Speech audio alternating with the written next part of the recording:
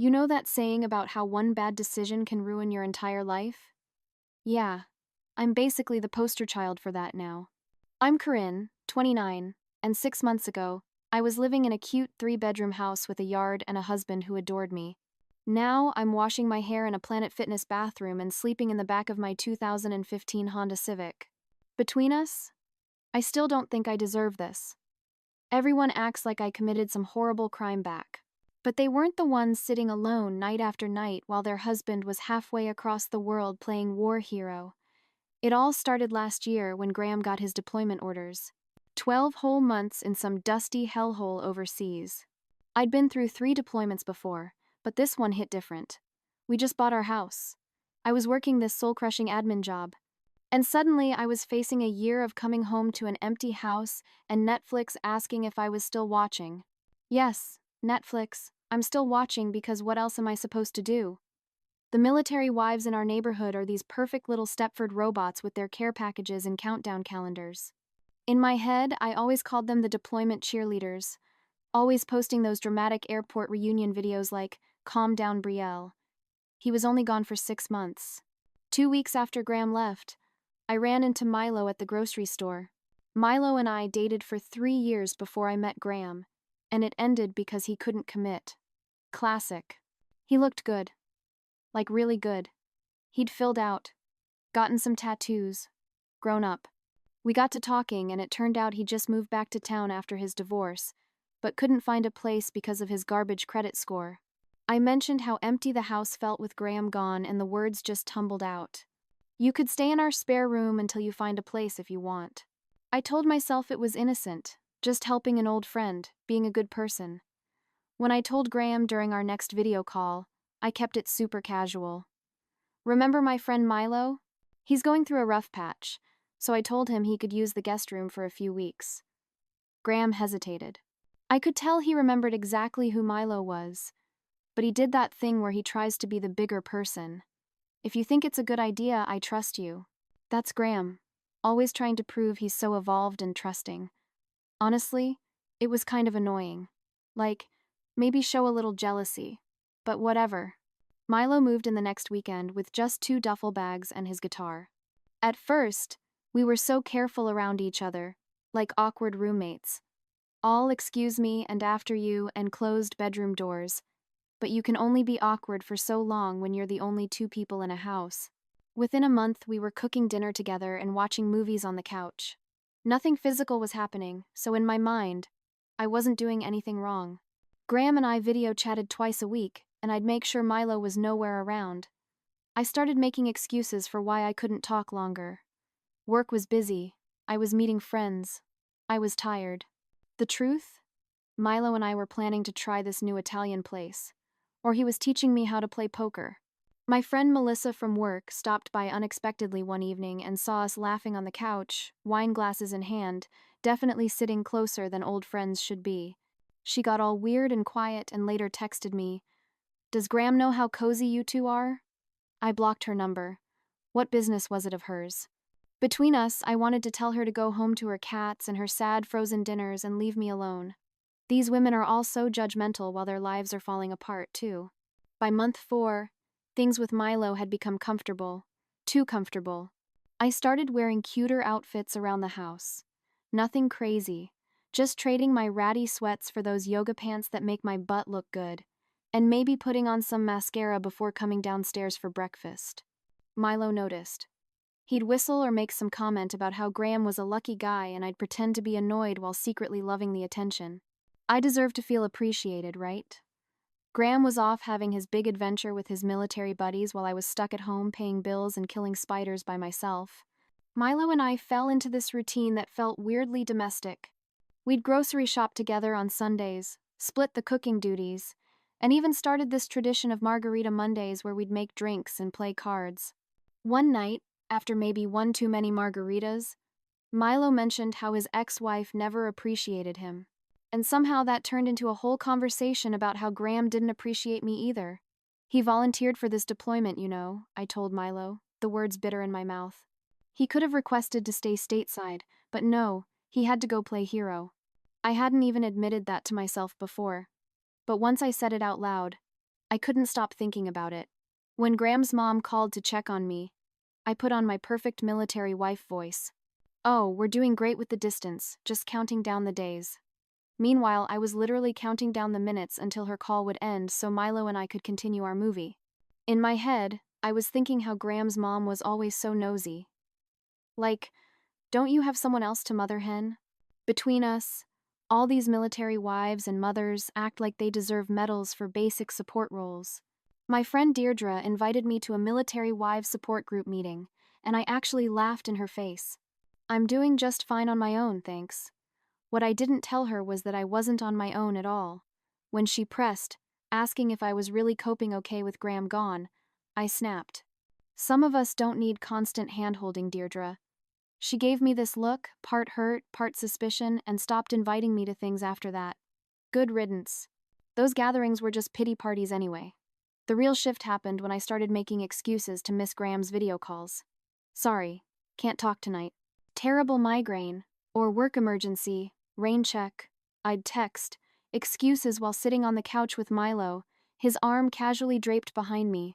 I wasn't cheating, not physically anyway. So, I told myself it was fine. Graham was the one who left after all. Was I just supposed to put my life on pause for a year? Milo's few weeks had turned into 5 months with zero mention of him finding his own place. One night, Graham asked on our call when Milo was planning to move out. I got defensive immediately. He's really helped me around the house. Actually, the garbage disposal broke last week and he fixed it. When would you have done that? Graham got quiet and I knew I'd struck a nerve. Good. Let him feel bad about leaving me to handle everything alone. When Graham's buddy Garrett from his unit stopped by to drop off some paperwork for me to sign, he definitely noticed Milo's stuff everywhere. His jacket's on the coat rack, his favorite beer in the fridge, his shoes by the door. Garrett gave me this look, and I just stared back, daring him to say something. He didn't. But 2 days later, Graham called asking more questions about Milo. I exploded. Oh, so Garrett's spying on me now? Nice, Graham, real nice. Good to know how much you trust me. I hung up on him mid-sentence and ignored his calls for 3 days. When I finally picked up, I made him apologize to me. Things crossed a line one night in month 6. Milo and I were having our usual evening wine and movie routine when the power went out during a storm. We lit candles, brought out more wine, and sat on the floor swapping stories. The candlelight did something to his face, softened it, made him look like the boy I fell for all those years ago. When he brushed my hair away from my face, I didn't stop him. When he leaned in, I didn't pull back. The kiss was, God, it was electric. Like every cell in my body had been asleep and suddenly woke up. I'd like to say I pushed him away after that first kiss, that I remembered my vows and my husband fighting for our country, but I didn't. We ended up making out on the couch like teenagers. And it felt so good to be wanted, to be touched, to not feel so damn lonely for once. We didn't go all the way. I still had that line I wouldn't cross, but what we did do was bad enough. The next morning, I woke up feeling a mix of guilt and exhilaration. Milo made pancakes like nothing had happened. I skipped my next video call with Graham entirely, claiming food poisoning. How could I look at his face after what I'd done? But the thing is, after a few days, the guilt started to fade. I told myself Graham was probably surrounded by female soldiers over there, and who knows what he was doing. He couldn't possibly understand how hard it was being alone for months on end. If he really loved me, he wouldn't have left me alone for so long. Milo and I didn't talk about the kiss directly, but things had changed. There was this current between us now, this unspoken possibility. We'd sit closer on the couch, let our hands brush when passing things to each other. We never defined what was happening, which made it easier for me to pretend it wasn't really happening at all. It got to where I dreaded Graham's calls. Every I love you and I miss you felt like an accusation, though he had no idea what was going on. When he asked why Milo was still living with us after 6 months, I turned it around on him. You should be thanking him for keeping me company while you're gone. Do you have any idea how lonely I've been? Graham looked hurt, and part of me enjoyed seeing it. Let him hurt a little. I'd been hurting for months. The women in our military neighborhood definitely knew something was up. I'd catch their stares when Milo and I would leave the house together or come home with takeout. That witch Lorraine from 3 doors down actually had the nerve to ask me in the grocery store if Graham knew I had company so often. I smiled sweetly and said, Graham trusts me completely. Some marriages actually have that. In my head, I was calling her every nasty name I could think of. Between us, these women were just jealous that I had someone to keep me warm at night while they were home alone, scrolling through their husbands' deployment photos. For the 100th time, Milo had fully settled in by this point. His mail came to our address. He knew the security code to the garage. He'd even rearranged the living room furniture without asking me, and I let him because, honestly, it looked better his way. Graham would comment sometimes about how different the house looked on our video calls, and I'd just shrug it off. Needed a change. You've been gone forever. Things evolve. I started canceling plans with any friends who knew Graham. It was easier than navigating their judgmental glances or pointed questions. Instead, I'd go out with Milo to places where nobody knew us, where we could act like a couple without the weight of my marriage hanging over us. I told myself I was just having fun, keeping myself occupied until Graham returned. It wasn't like I was planning to leave Graham or anything. Milo was just filling a void. Then came the moment that changed everything. It was a random Tuesday night in month 8 of Graham's deployment. I was lounging on the couch in one of Graham's old t-shirts, which I'd started letting Milo wear, if I'm being honest, scrolling through my phone while Milo played video games. My phone buzzed with a text from Graham. Surprise, got some unexpected news. Call me when you can. I felt this immediate knot in my stomach, but told myself it was nothing. Probably just a change in his rotation or something. When I called, his face appeared on screen with this huge smile that made my heart sink. I'm coming home early. Got a minor injury, nothing serious, just a sprained ankle, but they're sending me and a few others back for some specialized training. I'll be home in 3 days. 3 days? My mind went completely blank. I somehow managed to say all the right things. That's amazing, can't wait to see you. What a wonderful surprise. While internally having a complete meltdown. As soon as we hung up, I turned to Milo, who had heard the whole thing. You need to move out now. Milo, who had been perfectly content to live rent-free in my house for 8 months, suddenly got all offended. Where am I supposed to go on such short notice? Like that was my problem. I reminded him this was always temporary, but he just laughed. Temporary? Corinne, we've been playing house for months. Don't act like this hasn't been working for both of us. The next 2 days were chaos. I was cleaning like a maniac, trying to erase any evidence of how domestic Milo and I had become.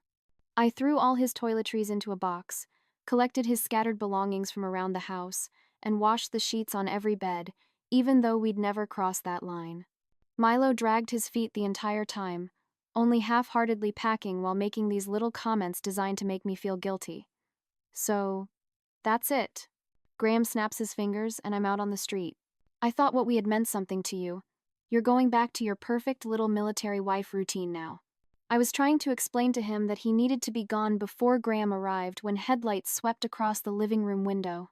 A car door slammed. My heart stopped. It couldn't be. Graham wasn't supposed to be home until tomorrow. But there he was. He stood on our front porch, duffel bag at his feet, leaning slightly on a crutch, his face tired but happy. And there I was, standing in the doorway with panic written all over my face. While behind me, Milo lounged on our couch with a beer in hand, clearly at home. The look on Graham's face as he took in the scene. I'll never forget it. Not anger, not even shock, just this awful dawning realization, this quiet hurt that was somehow worse than if he'd started screaming. His eyes moved from Milo to me, then to the half-packed boxes, then back to me. What's going on, Corinne? I tried to play it off. Graham, you're early. I was just helping Milo pack up. He was just about to leave. My voice sounded fake, even to my own ears. Graham just stared at me, then at Milo, who hadn't even bothered to stand up. How long has this been going on? Before I could answer, Milo, that snake, said, About 6 months now. Sorry, man. It just happened. Like we'd been having a full-blown affair. Yes, we'd kissed a few times, maybe gotten a little handsy on occasion, but it wasn't what he was implying. Graham didn't yell. He didn't break things. He just looked at me with those eyes that had once looked at me with so much love and said, I need you both out of my house tonight. I couldn't believe what I was hearing. Your house? This is our house. I've been the one living here, paying bills, keeping it running while you've been gone. The house is in my name, Graham said quietly. My military housing allowance pays the mortgage, and my friend Garrett has been taking pictures of what's been going on here for weeks. I've known something was up for a while, Corinne. I just didn't want to believe it. I started crying, partly from shock, but mostly from anger. This was so unfair. He leaves me alone for months, and then has the nerve to kick me out because I found some comfort. I turned to Milo, expecting him to back me up, to stand with me against Graham. Instead, he was already grabbing his jacket. "I'll crash at Marco's place tonight," he mumbled, not even looking at me. "Text me when you figure things out."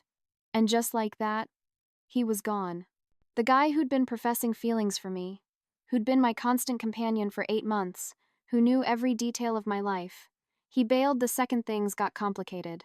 I stood there in shock as the door closed behind him. Graham just watched this unfold with this eerily calm expression. "You have an hour to pack what you need for tonight. Come back for the rest when I'm at work tomorrow." He limped past me to the bedroom, our bedroom, and shut the door. I was in complete disbelief. This couldn't be happening. I started frantically calling Milo, but he wouldn't pick up. I tried my friends, the ones I'd blown off for months, but they either didn't answer or made excuses about why I couldn't stay with them. Even my own sister said she didn't want to get involved in my mess. Between us, everyone abandoned me when I needed them most. With nowhere else to go and Graham literally watching the clock, I threw whatever I could into suitcases, clothes, toiletries, my laptop, some jewelry. As I was leaving, Graham handed me an envelope. "Divorce papers," he said flatly. "I had them drawn up last month after Garrett sent me pictures of you and Milo kissing in the driveway. I was going to talk to you when I got home. Try to work things out maybe, but this is beyond fixing." I couldn't process what was happening. "You can't do this," I kept saying. "Where am I supposed to go? What am I supposed to do?" But Graham just opened the door wider, gesturing for me to leave. That first night, I stayed in a cheap motel, still believing Milo would come through. He'd let me stay with him until I figured things out. We had a connection, right? Wrong. When I finally got hold of him the next day, he laughed. Actually laughed. "Corinne, it was fun, but I'm not looking for anything serious. You've got too much baggage now." Then he had the nerve to add, "Besides, I've been talking to Ainsley again." Ainsley, his ex, the woman he'd supposedly been devastated over. Reality hit hard after that. Within a week, my joint accounts with Graham were emptied. His military pay had always been our main income. My part-time office job barely covered food, let alone a place to live in our expensive area. Graham had already told everyone in our social circle his version of events. So, former friends crossed the street to avoid me. The military wives community, the one I'd mocked and avoided, closed ranks around Graham completely. I couch-surfed with acquaintances for a while, staying until their sympathy wore thin, then moving on. But eventually, I ran out of couches. That's how I ended up living in my car, showering at Planet Fitness, and using the free Wi-Fi at McDonald's to look for jobs in apartments I couldn't afford. I had to quit my job when they reduced my hours after Graham's friend, who worked in the same office park, spread rumors about me. The kicker? Through mutual connections on social media, I discovered Milo had moved in with Ainsley barely 2 weeks after Graham kicked me out. All his excuses about bad credit and not being able to find a place lies. He just wanted free housing while he worked on getting back with his ex. I was just convenient. 3 months into car living, I spotted Graham and some woman coming out of our favorite restaurant. She was pretty in that natural girl next door way I could never pull off. He was smiling, really smiling, the way he used to smile at me. His ankle seemed fully healed as they walked to his car, his arm around her waist. I sank down in my seat, hoping they wouldn't notice the dirty Honda with steamed-up windows in the corner of the parking lot. So, here I am living in my car while Graham moves on and Milo plays happy families with his ex. Everyone treats me like I'm the villain in this story. But what about Graham abandoning me for months? What about Milo using me and then throwing me away? What about all those so-called friends who ghosted me when I needed them? Nobody considers that I was just trying not to be lonely, trying to feel something other than abandoned. Yesterday, I saw on social media that Graham sold our house. Our house? He's moving to Houston with his new girlfriend. She's in the military, too. Some officer he met during physical therapy. They look disgustingly happy in their photos. Meanwhile, I'm trying to scrape together enough money for an apartment in the worst part of town because nobody will rent to me with my credit score, which tanked after Graham took me off all our accounts. Milo and Ainsley are engaged now. They're having a baby. A baby? After he told me for 3 years he wasn't ready for marriage or children? I guess he just wasn't ready for marriage or children with me. Between us, I hope she realizes what a user he is before it's too late, but she probably won't. She always was kind of desperate. The military wives still give me death glares whenever I run into them around town. Like, they're so perfect. I know for a fact that Lorraine's husband cheated on his first deployment, and Deirdre's husband came back with a drinking problem. But sure, I'm the monster for letting an ex keep me company when I was abandoned. Some days I think about moving away, starting fresh somewhere else.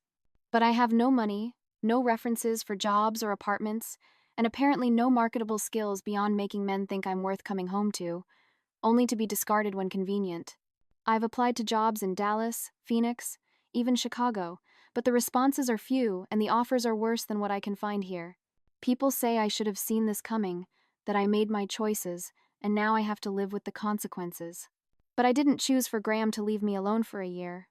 I didn't choose for Milo to lie and use me. I didn't choose for everyone to believe the worst of me without hearing my side. The real problem: everyone expects military wives to be these perfect, patient saints who just sit around waiting for their heroes to come home. We're supposed to suffer in silence and be grateful for the sacrifice. Well, I was suffering. I was lonely and sad and tired of being the one left behind. But nobody wants to hear that part of the story. So, yes, I made a mistake letting Milo move in. I made a mistake kissing him. But do I deserve to lose everything? To be homeless? To be treated like I'm nothing? No, I deserved better than what Graham gave me.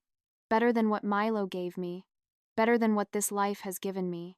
And someday, when I'm back on my feet, they'll all see what they threw away. Graham will realize his perfect new girlfriend isn't so perfect after all. Milo will get bored playing family man with Ainsley, just like he got bored with me. And all those people who turned their backs on me will regret not being there when I needed them. Until then, I'll be here washing my hair in a gym sink, sleeping in a Honda, wondering how my life went so wrong when all I wanted was not to be alone.